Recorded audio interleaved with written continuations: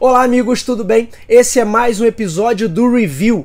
Hoje a gente fala sobre a briga entre Microsoft e Google, inteligência artificial associada aos mecanismos de busca e como isso pode impactar todas as estratégias de marketing digital daqui por diante. Fiquem comigo que a gente já volta.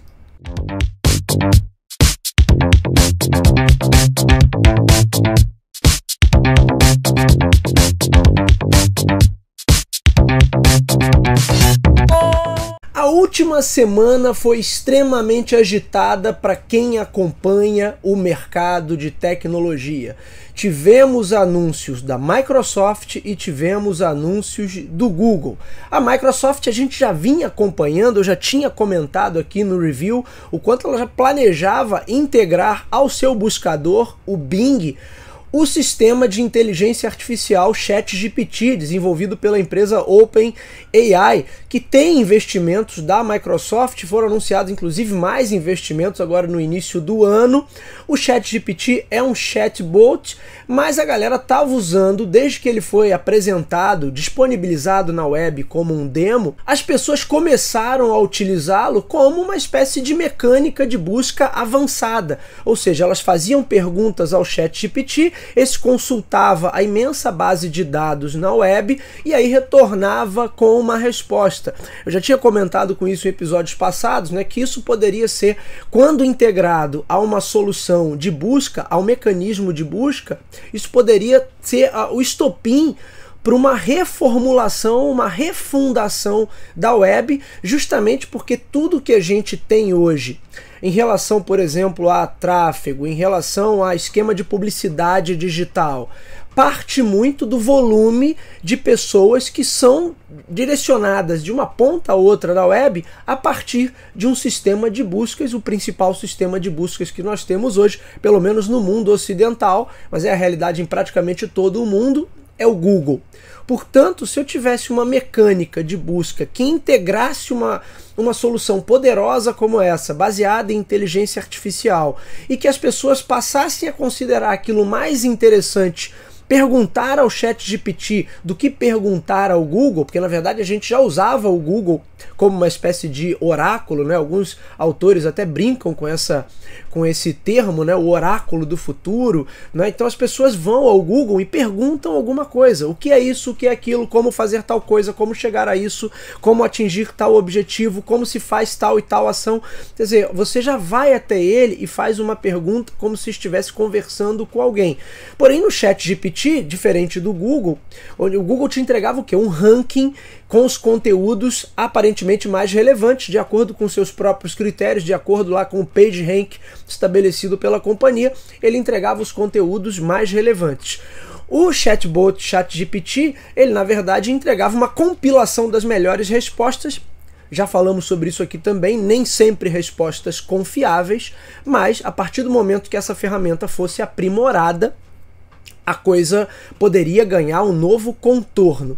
E aí o que acontece é que rapidamente a coisa foi aprimorada e a Microsoft anunciou na última terça-feira que estava lançando o novo Bing, uma nova cara para o seu sistema de buscas, totalmente já integrado ao sistema desenvolvido pela OpenAI. Então você tem um novo Bing que parcialmente trabalha pela ótica tradicional, seguindo uma mecânica tradicional, mas você tem ele também ali entregando resultados desenvolvidos por esse sistema de inteligência artificial. Não só isso, coisa que a gente também tinha antecipado aqui no review, que a Microsoft obviamente integraria isso a todo o seu ecossistema Windows. Bom, ela não o fez, ela já integrou esse novo sistema, o ChatGPT, ao seu navegador, o Microsoft Edge.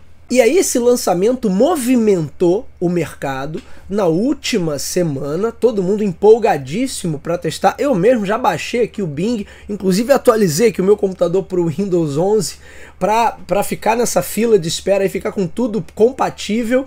Ainda não recebi aqui, obviamente eles estão liberando esses acessos aos poucos, mas eu tô aqui na fila de espera a qualquer momento. Assim que for liberado para mim, eu vou testar aqui o novo buscador e vou depois gravar o material para mostrar para vocês como é que foi essa experiência.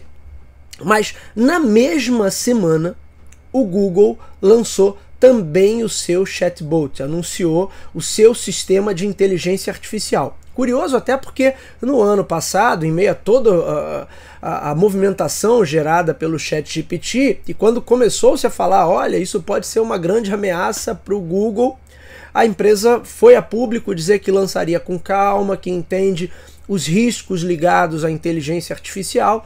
De fato, existem muitos riscos. A Microsoft já teve experiências mal sucedidas nesse sentido. O próprio Facebook, Meta, também teve experiências mal sucedidas nesse sentido. Então, as pessoas estavam receosas ali de dar um passo muito grande.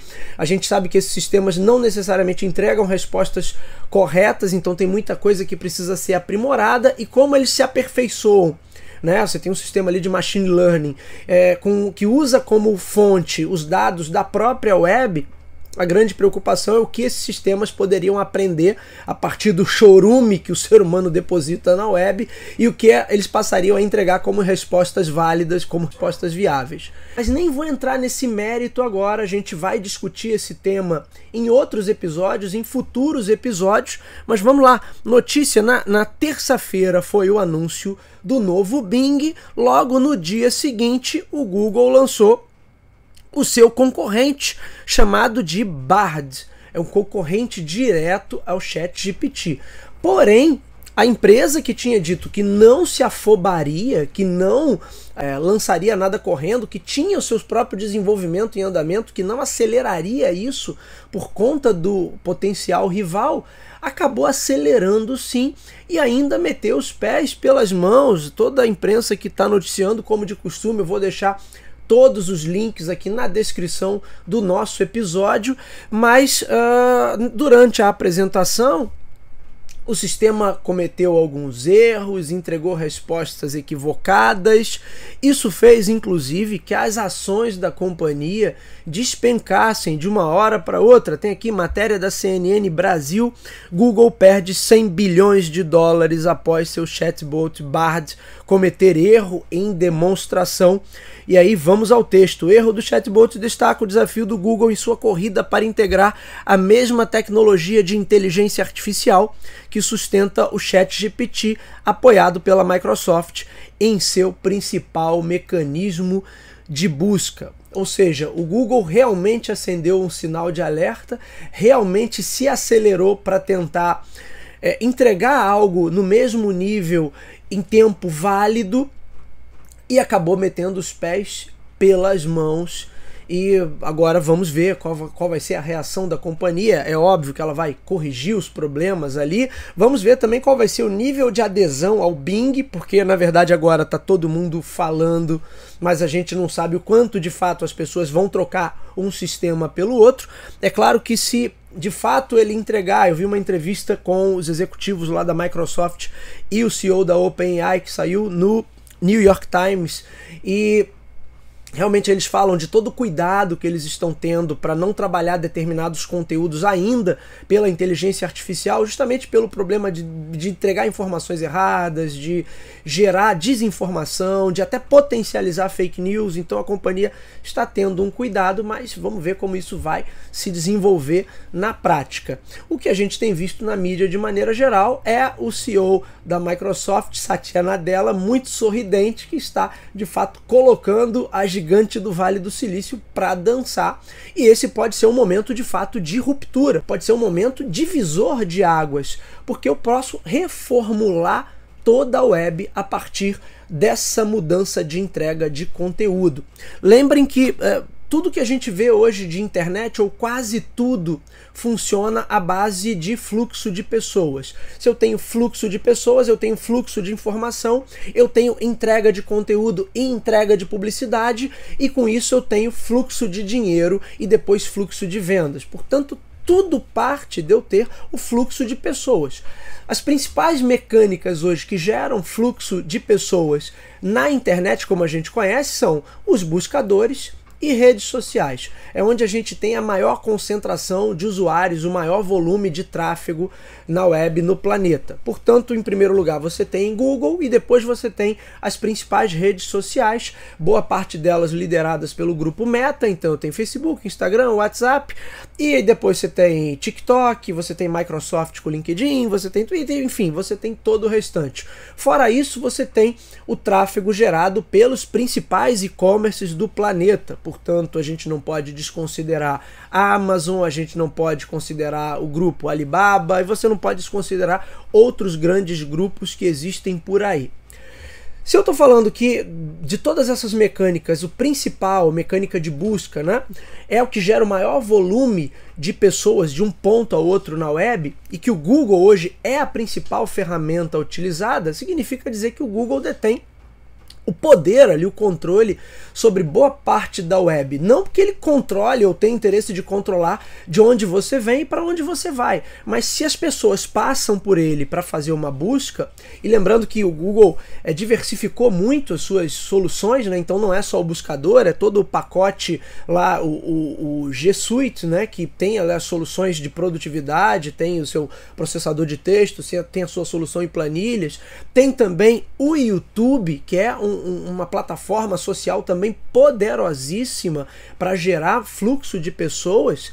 Significa dizer que boa parte do dinheiro passa pela companhia.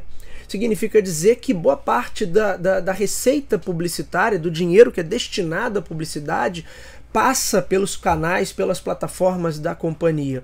E significa dizer que todo o restante da web, uma parcela considerável da web, é construída, formatada e pensada para atender a esses parâmetros. Quando eu disse ainda há pouco que o Google possui o seu PageRank, ele tem as suas próprias mecânicas de ranqueamento de conteúdo, que inclusive são atualizadas de tempos em tempos, né? Estão sempre passando por mudanças, e esse aperfeiçoamento acontece para que as entregas que ele faz, quando você faz uma pergunta, quando você faz uma busca para o Google, sejam cada dia mais valiosas, sejam a cada dia mais relevantes e que filtrem os conteúdos indesejados, o conteúdo oportunista, mas ainda assim a gente tem muito disso. Quantos dos sites aí, quantos perfis, quantos portais não vivem justamente desse uso, vamos dizer assim, oportunista dos critérios, dos modelos, das mecânicas para fazer com que a sua página apareça primeiro, para gerar maior volume de visitação, para gerar maior tráfego, para fazer com que mais pessoas cliquem naquele link, mesmo que seja com coisas bizarras, com coisas que não desrespeitam as regras do Google diretamente, mas que são obviamente inoportunas, que são muitas vezes um incômodo, ou que podem ser consideradas apenas como um golpe baixo ali para atrair a atenção das pessoas e fazer com que as pessoas passem por aquele endereço virtual, mas ainda assim você tem todo um ecossistema que vive basicamente disso. E se a gente falar, eu estou falando do oportunismo da web, mas se a gente falar de SEO, Search Engine Optimization, Search Engine Marketing, quer dizer, eu estou otimizando o conteúdo, eu estou otimizando estruturas digitais para aparecerem melhor no Google, para pontuarem, para ranquearem melhor do Google. Por outro lado, eu preparo tudo aquilo que eu produzo de conteúdo para que aquilo seja facilmente encontrável. Portanto, a encontrabilidade é um fator importantíssimo dentro de qualquer estratégia de marketing digital. Aliás, tem um episódio do Talk to Biz que eu gravei no ano passado, falando justamente sobre isso, né? Encontrabilidade e presença, as bases do marketing digital. O que há de mais importante no marketing digital era garantir presença e encontrabilidade. E entre as principais plataformas onde você tem que garantir a sua presença e garantir que aquela plataforma, aquele sistema te encontre, você tem em primeiro lugar quem? Google. Quando eu vejo a Microsoft anunciando e sendo muito bem recebida com o seu novo Bing, que possui a mecânica de busca tradicional, mas que também possui uma mecânica integrada a um sistema poderoso como o ChatGPT, por mais que ele tenha problemas, por mais que ele tenha potenciais erros ali, isso é uma grande ameaça ao Google e abre uma possibilidade para que de fato toda essa estrutura digital se desmonte para ser reformulada mais ali na frente. Um primeiro ponto é que tudo que a gente conhece hoje a respeito de marketing digital, de SEO, Search Engine Marketing, isso pode mudar a partir do momento que eu preciso reestruturar tudo que eu tenho, as minhas estruturas digitais e o meu conteúdo para se adequar não mais a um, mas a outro, ou talvez para se adequar aos dois. Então a gente precisa saber exatamente como é que isso vai funcionar. Segundo, você tem todo esse ecossistema gigantesco, né, que se fala tanto de gestão de tráfego, disso, daquilo, blá blá, e pode ser que isso tudo mude. Aliás, alguns comentários que eu vi de pessoas lá fora que já utilizaram o novo Bing é que quando o sistema dá uma resposta integrada ali, ele coleta a informação na web para dar uma resposta para você, que aí ele está usando exatamente a ferramenta ali do ChatGPT, ele te dá também as referências. Olha, isso saiu daqui, isso saiu dali, isso se dá daquele outro site. Ele dá ali de onde é a origem daquela informação, que já é uma atitude inteligente da Microsoft para garantir justamente essa segurança para o usuário meio que ter a consciência ali, olha, eu sei de onde está vindo isso. E aí caberia a esse usuário confiar ou não nessa fonte. Mas ainda assim, os primeiros relatos que eu vi mostram que ali não tem o link. Então a pessoa não vai clicar dali. E se ela já tiver uma resposta pronta e ela não clica mais no link para ir no conteúdo de origem, o quanto isso pode impactar negócios de mídia, negócios de conteúdo e todo esse ecossistema que foi construído a partir disso. Portanto, uma questão, né, que lá fora está sendo colocada como traffic drop, quer dizer, esse tráfego de pessoas, esse fluxo de pessoas, ele sai de um lugar e vai para onde?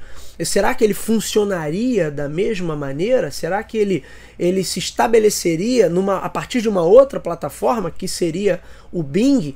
São questões que a gente ainda precisa de algum tempo para entender de fato o que vai acontecer. Isso significaria também que o marketing digital, suas ferramentas e abordagens podem passar por grandes transformações a partir daqui?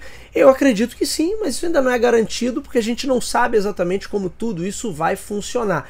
Mas é fato que se eu tiver uma adesão rápida a essa nova ferramenta, a esse novo Bing, e as pessoas derem preferência aos resultados gerados, não pelo Bing, pela sua entrega de buscas, que se assemelha muito ao Google, mas pelas respostas dadas pelo sistema de inteligência artificial, que agora passa a funcionar ali de forma integrada, então eu posso ter sim um impacto muito grande. Bruno, qual seria o tamanho desse impacto? É difícil a gente prever por enquanto. O que a gente pode ter certeza é que a Microsoft, que até há um tempo atrás não era nada em relação ao mercado de buscas, de repente ela pode estar dando fazendo uma virada de mesa ali espetacular, como em poucas vezes a gente viu na história. Mesmo na indústria de tecnologia, a gente pode estar vendo aí uma virada de mercado, né, e uma mudança de paradigma muito grande. Também ainda é muito cedo, porque é óbvio que o Google apresentou o seu Bard lá, não foi muito bem sucedido, né? Foi muito questionado, mas é óbvio que ele vai fazer os ajustes necessários e vai vir com força total. É uma empresa que ainda domina por completo esse mercado. Para a Microsoft tudo é ganho, porque o faturamento, se eu não me engano, do Bing no ano passado foi em torno de 8 bilhões. A divisão Bing dentro da Microsoft representa quase nada quando você olha para o faturamento do Google como um todo. Então o Bing, e curiosidade, ainda assim o Bing é maior em faturamento do que o Twitter, né? As pessoas acham o Twitter uma grande rede social, mas ela perde até para o Bing. Portanto, o Bing representava uma fatia muito pequena desse mercado de buscadores. Se o pouco que ele aumentar, alguns pontos percentuais que ele aumente, já é um ganho considerável. E mais importante do que isso, né, do que ganhar pontos percentuais agora, é ter uma ferramenta mais efetiva. Não podemos esquecer que, sei lá, 2 décadas e pouco atrás, você tinha um cenário de inúmeros buscadores funcionando. Inclusive tinha alguns nacionais, Radar UOL, o KD, você tinha buscadores nacionais também, você tinha dezenas deles espalhados pelo mundo. O que fez com que o Google, que chegou depois, se tornasse a ferramenta padrão, se tornasse a ferramenta absoluta, é que ele tinha uma entrega muito mais efetiva, ele tinha uma resposta muito mais confiável, porque ele entregava de fato informações relevantes, enquanto os outros estavam muito mais sujeitos a todo tipo de uso indevido, as técnicas de black hat, como se chamava antigamente. Eu mesmo tinha um que você tinha que cadastrar manualmente o site, eu não lembro agora qual era, mas eu cheguei a fazer isso na época. Você mandava o endereço do seu site para lá, cadastrava e esperava 48 a 72 horas, e aí teu site passava a aparecer na listagem, naquela busca ali. Tinha alguns que ofereciam um retorno por ordem alfabética, então as pessoas botavam A na primeira linha de código do site, do HTML, para ele aparecer em primeiro lugar. Quer dizer, você tinha uma série de coisas que faziam com que aquelas respostas não fossem as melhores, não fossem as mais efetivas. O Google, com seu sistema de PageRank, com toda a sua inteligência de mapear a web e tentar entender quais são os conteúdos mais relevantes, resolveu esse problema, por isso ele se tornou a ferramenta absoluta. O novo Bing, porque agora sim você tem um produto efetivo, antes você tinha o ChatGPT como um demo ali, meio que um protótipo que estava sendo exposto para testar como é que ele se comportaria sendo usado de uma forma mais massiva, mas agora você tem um produto de fato que pode sim gerar níveis de resposta mais efetivos que o Google sempre entregou. E aí você pode ter a virada de mesa da Microsoft. Não vou entrar no mérito aqui, como muito tem sido discutido, né?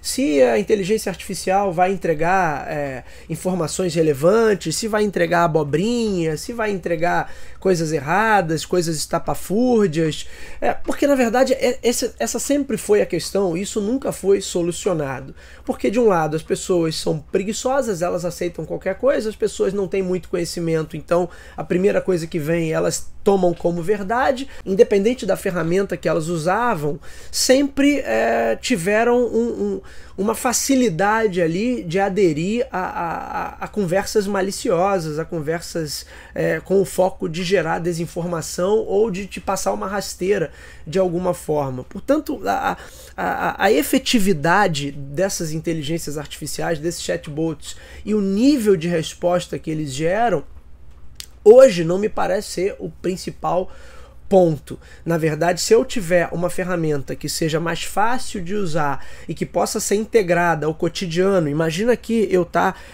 produzindo o roteiro para esse episódio e de repente eu poder pedir para a inteligência artificial me listar ali os principais lançamentos de inteligência artificial dos últimos 10 anos. E ela me apresentar uma listagem ali com todas essas informações, com data e com tudo. Quer dizer, você está tendo uma ferramenta muito mais poderosa para auxiliar as pessoas nas mais diferentes atividades.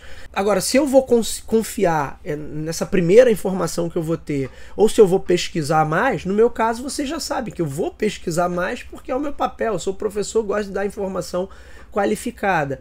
Agora, boa parte das pessoas não vai fazer isso, como já não fazia isso com o Google, e muitas vezes você faz uma busca no Google e vários daqueles resultados que aparecem ali nos primeiros planos, nos primeiros lugares ali do ranking, são informação duvidosa, é abobrinha, é bullshitagem, é enganação.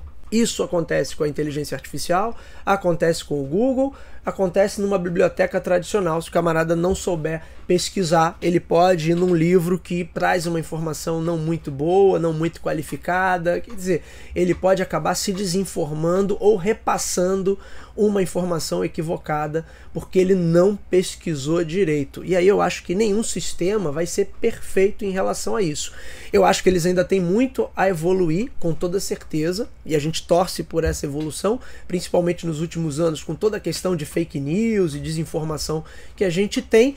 Mas hoje o principal ponto não é esse. A ferramenta mais efetiva pode ganhar rapidamente a adesão de um número gigantesco de usuários. Esse é o ponto.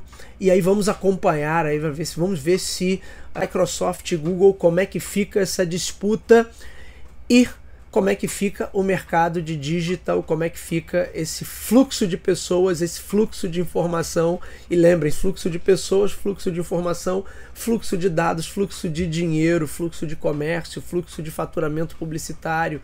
Daí o motivo de toda essa briga e toda essa corrida. O próprio grupo Alibaba também lançou o seu sistema recentemente, então a coisa toda está só começando. Vamos acompanhando por aqui, vamos ver onde isso vai dar. É isso, meus amigos, esse foi o comentário da semana. Nos vemos na próxima. Até lá!